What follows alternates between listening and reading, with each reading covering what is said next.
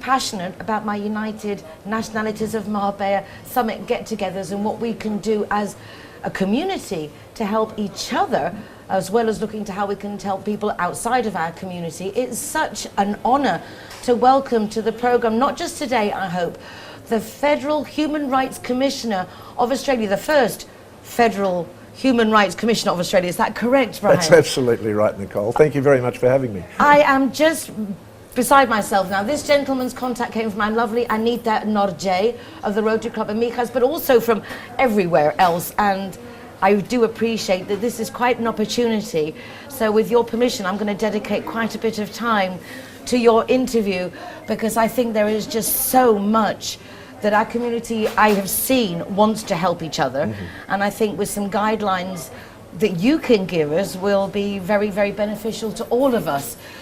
I really don't know where to start, except I think I need to start with a very, for me, important question, something I find very hard myself when I try to help other people, and the futility of administration systems that already exist, people who live off the problem, people who make money with the issues that we would want to maybe resolve. How do you, on a personal level, deal with that day today with everything you've seen?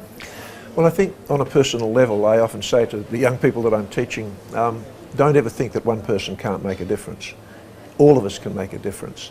My particular passion, I suppose, has been that in 1948, after the end of the Second World War and the creation of the United Nations, there was the Universal Declaration of Human Rights. And what that was really about, Nicole, was the countries of the world getting together and saying, we never want another disaster like this, we don't want the Holocaust again, so we're going to recognise that all individuals have the same human rights. That was very important, because in international law before that, it was just relations between countries, and that was the first time in our lifetime, and indeed before that, that international law and the world's countries had recognised that individuals, we all have rights. Governments don't have rights.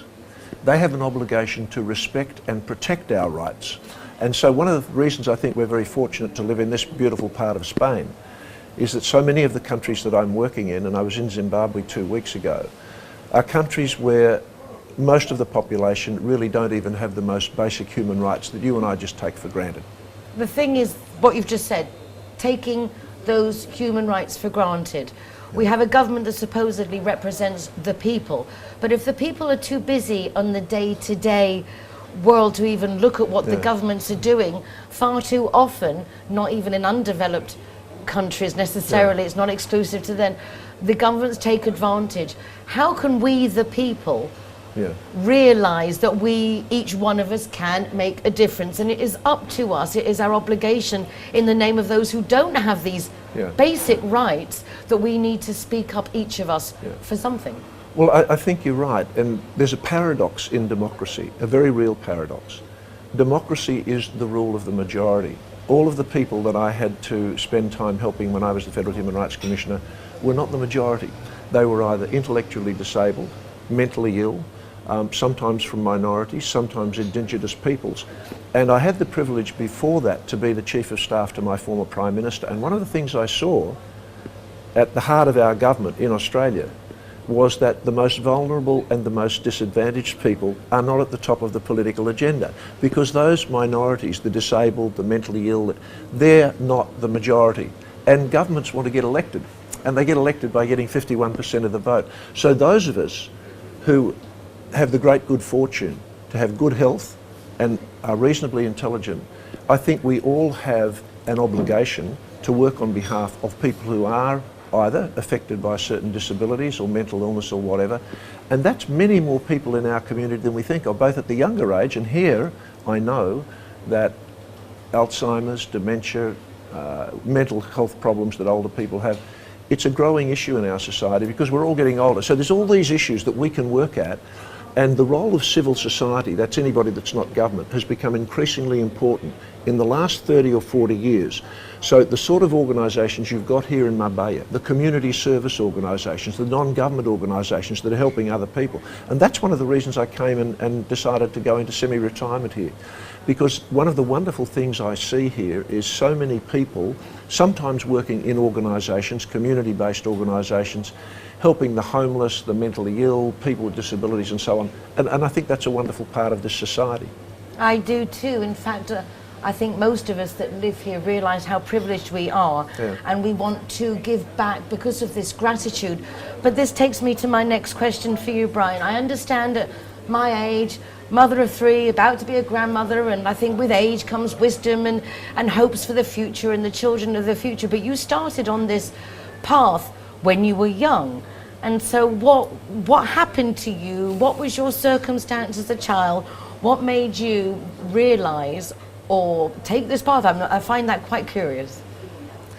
It was probably my mother. Interesting that you should refer to your position now as a mother, almost to be a grandmother. My mother taught children with disabilities.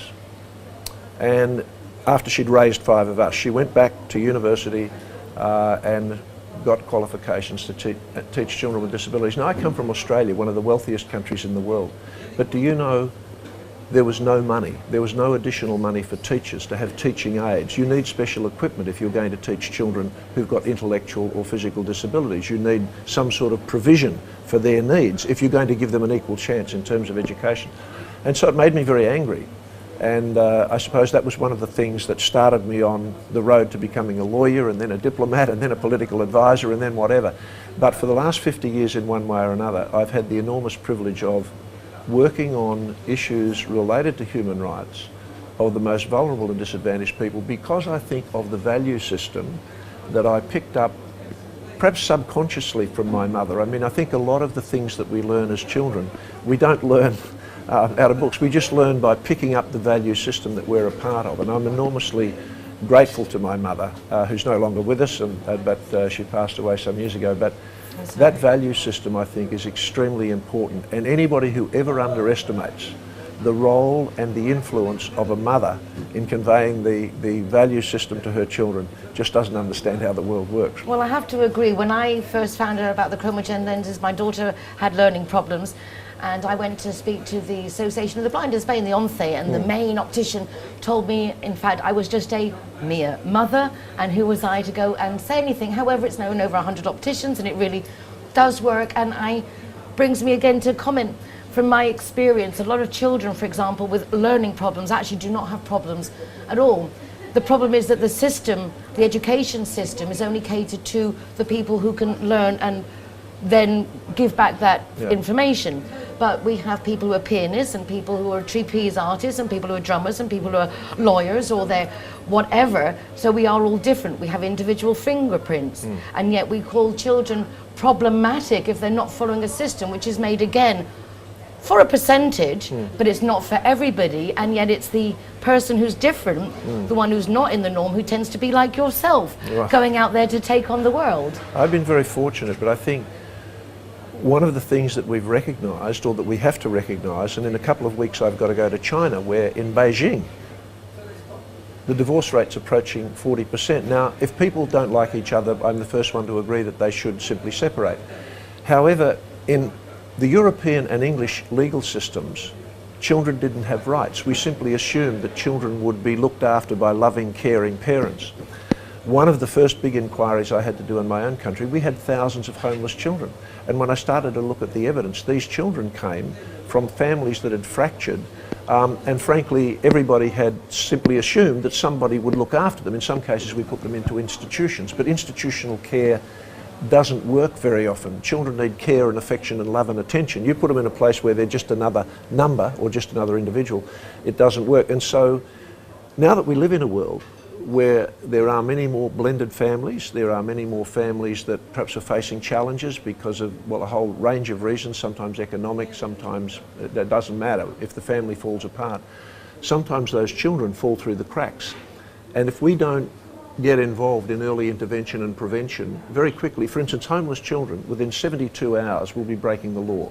They'll be pinching car radios or they'll be breaking it because kids survive. What else are they going to do? Kids survive. So if we don't get involved in looking at the value of our young people, which is after all our most valuable infrastructure, we can talk about railways and highways and roads and all the rest of it. The most valuable infrastructure every society has is its young people. And yet they seem to be sacrificed with the financial budgets more increasingly towards war aids. As a diplomat, as someone fighting, not say fighting, an ally for human rights, how do you see this progression that seems to be increasingly despairing that there is more investment in what would be war and defence as opposed to the education of exactly what our future and our revolution depends on, our children? Well, let me go back to my first point, because I think some of us are deeply worried at the minute by what's happening in the so-called leaders of the free world. We have a president of the United States who unfortunately is separating children from their parents at the border, and many of those parents are seeking asylum or are trying to come to the United States as refugees. I'm not pretending it's a simple problem, but if you separate children from their parents, you do something that's almost irreparable in terms of damage to that child, unless you've got very good reasons for doing it, unless the child is being cruelly treated or whatever. And in my own case, in my own country, tragically, with our Indigenous people, we took a lot of the Aboriginal children away and gave them to white families because we thought that'd give them a better future. How stupid can you be? But that happened last century. And it wasn't just the government doing it, it was some of the churches who had this misguided notion that Indigenous people, because they weren't perhaps as educated or as civilised, couldn't care for their children. And yet they're living the pure nature of life, and we're the ones who are complicating it with who knows what. And so, to go back to my first point, after the Second World War, the creation of the United Nations, the Universal Declaration of Human Rights, we created a rules-based system. The World Trade Organization emerged, the World Bank, the international financial institutions. We tried to create an international community where countries respected each other, and we created a series of human rights conventions for women, for children, against torture, for people with disabilities. Now, there's a real risk that that whole system is fracturing. We're looking at a system now where the European countries, including the one where we're sitting in, and Germany and others, are trying to struggle with the leader of the United States, the most powerful country in the world, who's saying, no, I don't want all of that. Don't need human rights, don't need a world-based regulation of international trade. No, America first. You know, that's but it's not the America way. First either, in the sense that it's the not. people. Again, you in your first point. Yeah. The government shouldn't be the ones who are playing the party and making the decisions. It should be based on the people, but the people aren't really at the forefront. What are you doing about this? Well, what I'm doing Tell us about what you're doing about it. I've had the great privilege of setting up independent national human rights commissions in about 70 countries around the world. So I was the Federal Human Rights Commissioner way back in 1986. I did that for 8 years. Then I was fortunate enough to go as an Assistant Secretary General to the United Nations. And there, with a woman called Mary Robinson, the High Commissioner for Human Rights, we worked in establishing independent national human rights commissions. You see, we've got all these international human rights treaties that we negotiate as diplomats, and I was involved in negotiating some of them. But if they're not being implemented at the coalface, they don't mean anything. I mean, over here in international treaties, if that human rights isn't translated into reality for equality for women, for special protection for children, for some sort of equal opportunities for people with disabilities, for recognition that mentally ill people should not be treated like criminals. They should be treated like people with a health problem. And immigrants running from war Yeah. should be given asylum somehow between the communities. And in international law, that is what we've established. Now, in Europe, we have a big problem, frankly, in this part of the world. In international law, we created a system where refugees and those seeking asylum could get it in the country where they first landed. It's no secret that many of those people landed in Italy and Greece, and Italy and Greece are now saying to the rest of Europe, including Germany and France, you're not taking your fair share. So the structure that we created after the Second World War has got some problems. In fact, it's got a lot of problems, including with modern media and the internet. All of our structure for intellectual property is kind of a bit out of date.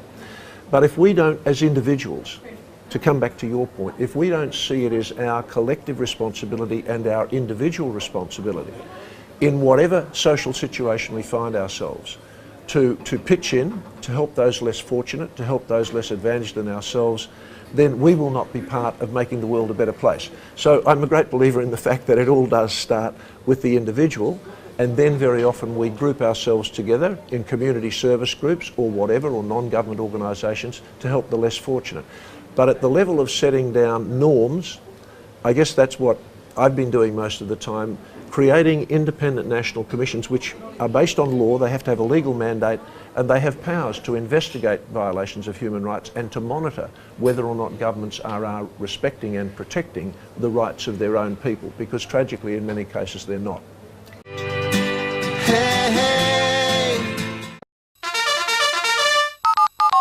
Free taxi 4 times a month and 25% discount on your car insurance if you're the Zero Hero.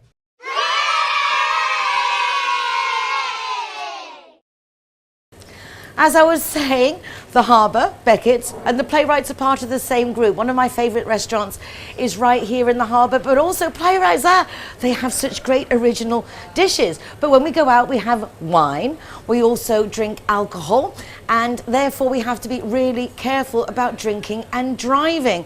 We have the free taxi offer if you're insured with Línea Directa, but if you're not insured with them, there are also ways of helping you keep to the rules and not taking the car if you had a drink too many. For example, the new Zero Hero incentive. If you go to an establishment like the Beckett's, Playwrights, or the Harbour, and you see this sticker, that means that if you come with 3 friends to drink and you're not going to be drinking because you're driving them, you don't pay for your soft drinks. Very, very cool. Go to our web, marbearnowtv.com, for full details.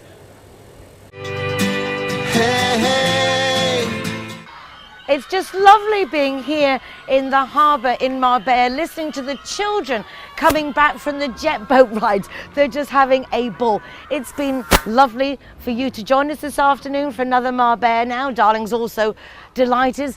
Great here in the shade, but the summer is certainly here. We'll be back tomorrow with another Marbella Now at 8 p.m. in the evening, but also it'll be me, Marbella, on 107.6 FM at 5:30 p.m. tomorrow. So do tune in, because we've got some really, really interesting guests that we wouldn't want you to miss. Well, we'll be back tomorrow, and for the moment, take care of yourselves, be nice to each other. And it's time